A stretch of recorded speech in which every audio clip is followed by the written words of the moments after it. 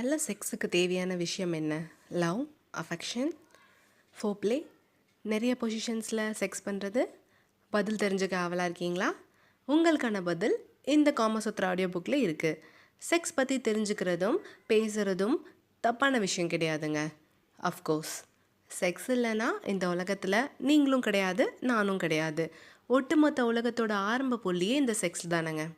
அப்படி காலங்காலமாக கனவுகளுக்கு பின்னாடியும் காதோட காது வச்சும் பேச விஷயந்தான் இன்றைக்கி நம்ம தெரிஞ்சுக்க போகிறோம். மனிதனோட அன்பு, ஆசை, இன்பம், இணைப்பு இந்த மாதிரி இருக்க ஒரு சிக்கலான விஷயங்களை விலக்கி விவாதிக்க போகிறோம். அது ஒரு கவர்ச்சிகரமான பயணமாக இருக்கும். செக்ஸுங்கிறது இயற்கையான ஒரு விஷயம். இது மனுஷனுக்கு மட்டும் உரிதானதல்ல, உலகத்தில் வாழ்கிற எல்லா உயிரினங்களுக்கும் பொதுவான ஒரு விஷயம்.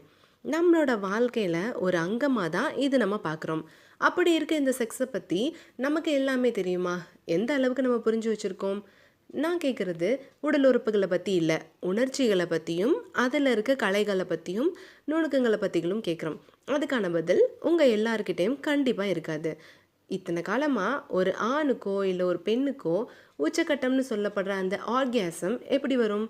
அது வர வைக்கிறதுக்கான வழிகள் என்னென்னு, ஆர்கியாசம் அடைஞ்சிட்டாங்களான்னு எப்படி கண்டுபிடிக்கிறது? அப்படி ஆர்கியாசம் அடைஞ்சதுக்கப்புறம் எப்படி உணர்வாங்க? இது போன்ற மறைக்கப்பட்டும் மறுக்கப்பட்டும் அந்த கேள்விக்காலங்கிற பதில் எல்லாமே இன்றைக்கி நம்ம தெரிஞ்சுக்க போகிறோம். கூடவே இன்டிமெசின்னு சொல்லப்படுற அந்த உறவு நெருக்கம்னா என்ன, அதில் எத்தனை வகைகள் இருக்குது, ஒரு நல்ல ஹெல்தியான ரிலேஷன்ஷிப்க்கு செக்ஸ் எவ்வளோ முக்கியம்னு புரியும்.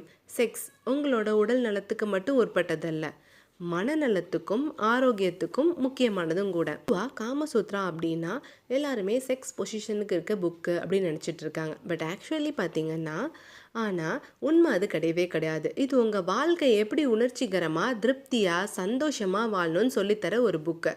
இப்போ நம்ம வாழ்கிற இந்த அவசர வாழ்க்கையில் அதிகமாக கவனம் கொடுக்காத ஒரு விஷயம் ஃபோர்ப்ளே. தமிழில் முன் விளையாட்டுன்னு சொல்லப்படுற இந்த ஃபோர்ப்ளேவை பெருசாக பொருட்படுத்தாமல் நேராக செக்ஸ் வச்சுக்கிறதுனால தான் நிறைய பேர் திருப்தி அடையிறதே இல்லை.